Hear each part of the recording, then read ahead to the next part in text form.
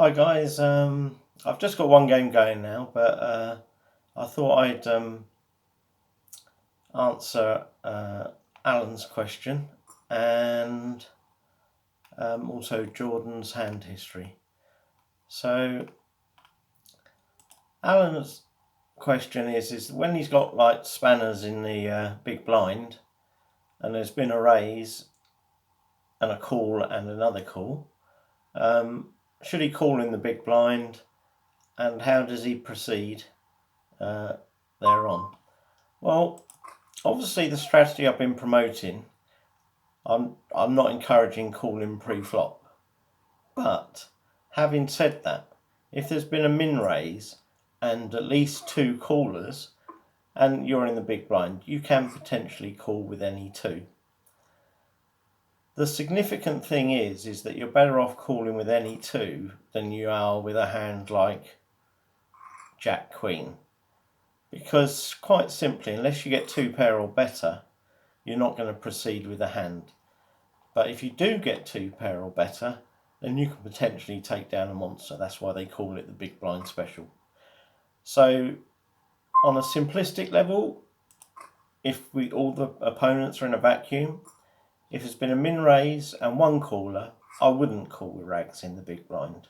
But if there's been a min raise and two callers, then I would call with the rags.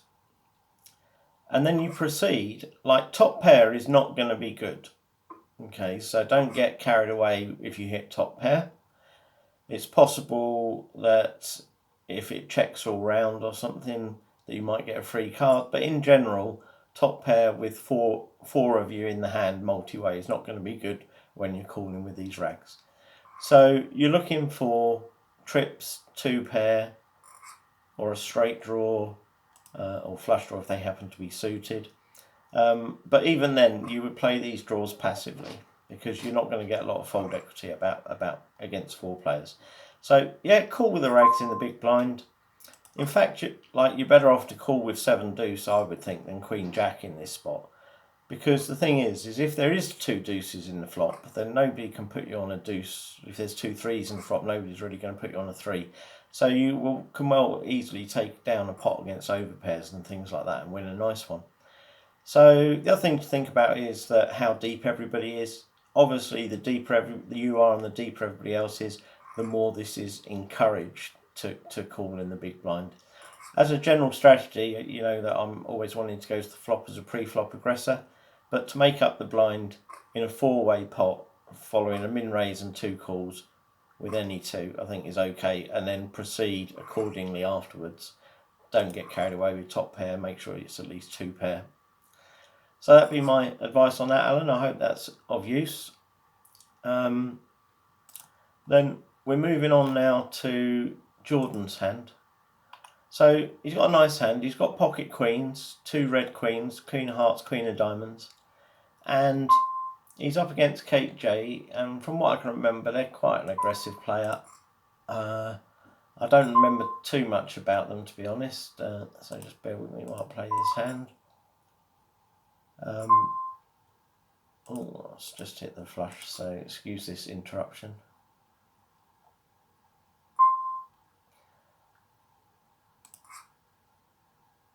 Well, I'll just take down a nice pot there. Yeah, two pair and I'll turn the flush. Anyway, yeah, back to this. So Jordan's hand. So Geordie is in the small blind, and Kate J raises what looks like under the gun +1, which is also the hijack. Makaka, very aggressive player, calls. Wow, it's Andy folds, and Geordie 3 bets. Nice size to 580. I like the sizing of that when it's a squeeze play. And he gets one call and Makaka folds, so Kate J's called him. So I would say at that point that's like played it perfectly, and I'd be quite happy in general to get the call. Now you get the worst flop possible, ace and a king in it, ace of clubs, it's a rainbow board, king of hearts, seven of spades. Well, the thing is that when KJ's called your 3 bet, he's probably putting you on premium hands, especially as you've said that you have a tight image. So he's putting you on ace king, Ace, queen suited, aces, kings, queens, jacks and tens. So he's probably putting you on that sort of range. Now when an ace and a king comes in the flop, so the chances of you having pocket aces or pocket kings is drastically reduced, and the chance of you having ace king is significantly reduced. So he's thinking now, if I was him, I'd be thinking anyway, oh, well, that's interesting flop. You know, maybe he's got queens or jacks or tens. Because if he had aces or kings or ace king, which was my immediate, they're going to probably be worried about the top of your range first off. This sort of flop would not be very likely. So I think when you check the flop, that's absolutely right. I would check that flop because of the situation. There's an ace and a king in there. If KJ can probably work it out that you've got suddenly queens, jacks and tens are now the most likely part of your range. They're now more likely than the aces, than the kings and the ace king. So he checks back, which suggests to me that he's either got a rag ace, a king X hand, or anything. Actually, it doesn't. To be honest, it doesn't suggest that much. He probably would bet an ace to find out where he is. So you can probably say when he checks behind on the flop that he hasn't got an ace. Okay, but not definitely. You can't for sure say that, but probably say that. So then we move on, and the turn is a two of hearts, which is effectively a brick. Okay, it brings in second heart, but we're not too worried about backdoor flushes or anything. Now, I think you just have to check again here. You've got a massive hand pre-flop, pocket queens. You've got the worst flop possible, and he hasn't tried to steal it when you've checked, which means that he's probably got something of it. And also, that involved with that is the fact that he believes now that aces and kings and ace king are less likely now that he's seen what the flop was. So I think the continuation bet here looks like what it is, to be honest.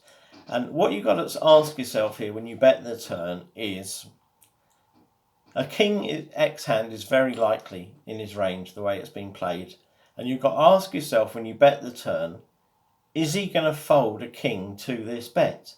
Well, if you think about it logically, no, he's not, is it? Because if he's taken aces and kings and ace king out of your range, and he's leaving the 10 queens and jacks, he's going to know that his king is ahead. So he's unlikely to fold a king. Okay, so then we move to the river, which is a brick, and you're in exactly the same situation again. I think you've had one ambitious stab on the turn. It's got called. You've got to ask yourself now. The question you've got to say to yourself here, Jordan, that river bet. Did you put him on a king, and you're attempting to bluff him, or was it a thin value bet to get called by worse? Now, I don't think worst is ever calling you, so I don't think it can be a thin value bet. Which means that when you're putting that bet in on the river, it's effectively a bluff. But trying to get a hand like I see here, they had king of diamonds, 10 of diamonds, so he has got a king X hand. So it looks like a bluff where you're trying to get a king to fold. I don't know if that was what you were thinking of, or whether you kind of went into autopilot. The one thing is, when you've got a lovely hand by pocket queens and it comes in an ace and a king in the flop, it's unlucky, but you have to be disciplined. There's so much now that beats all the ace X hands, all the king X hands. Everything sort of beats you realistically. You're not going to get called by worse in that spot. So the only thing I can assume and is that, one, it was just a bit of bad discipline, and you're just a bit gutted that you had a great hand that got completely sort of messed up with a horrible flop, and you just felt a bit bad about that, and you just wanted to try and steal it without enough thought perhaps going into it. Or that may not be crediting you enough. You may have thought, I'm pretty sure he's got a king, I think I can bluff this river. But if you think about it, king's going to call you.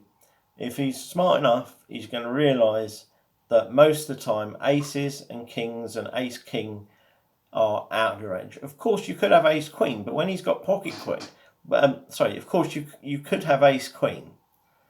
But I think in that situation, ace queen, he would have expected you to bet the flop most of the time. Not always. You could be being deceptive. So he's taken ace queen out of your range as well, really. So as soon as he sees the flop, he thinks aces and kings and ace king are less likely. When you check the flop, he's thinking, right, well, ace queen's not in there either now. So it's a fairly easy call for him to make, to be honest.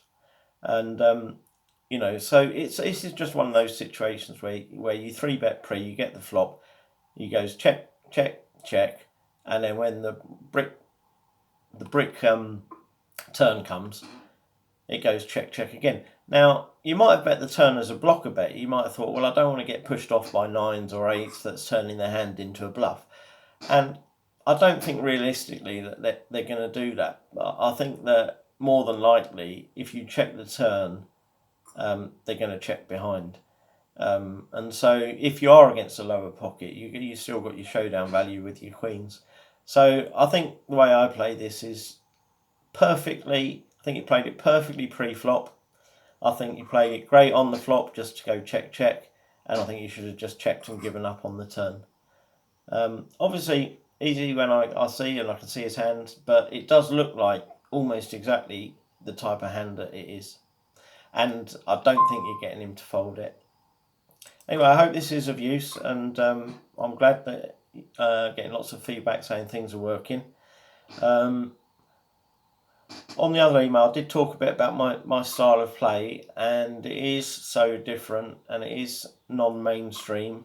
And if you are getting information from either other coaches or reading books or other videos, whatever, you find that a lot of the information, a lot of the way that I play, contradicts that, and particularly when it comes to about, I don't mind playing pots out of position. I don't mind 3-betting with rag aces. I don't mind min raising in satellites when I've only got sort of like a shove stack, what would normally be a shove stack. And there's quite a lot of sort of plays that I suggest and ways of playing hands, where I might bet the flop when I've got it against opponents that know are going to float, and then check raise the turn instead of betting the turn. These sort of plays aren't recommended sort of by both. They tend to just recommend pressing on to get value and stuff. The only thing I would say is that you've got to play the style that is best style for the players that are at the table. Now, a lot of players, and there's a lot of information about nowadays, and they play very, very mainstream. You've got population charts, you've got snap shove, which is great. I use that. I use that more now. I play on Party Poker. I did on Sky, because Sky, it was completely irrelevant, I found, because the players were such different standards that you wanted to play according to your opponent, not according to the optimal level. But now that I'm playing against players that are playing close to optimal, then I found the snapshot charts very, very useful. That doesn't mean to say that I always will shove 12 big blinds. I might sometimes just min raise fold, because I'm mixing it up, that the information that they're getting from there with also my own sort of thoughts and that on it. Now, if you want to play this alternative style, you're getting coaching elsewhere, or you're using other materials, books and videos, etc.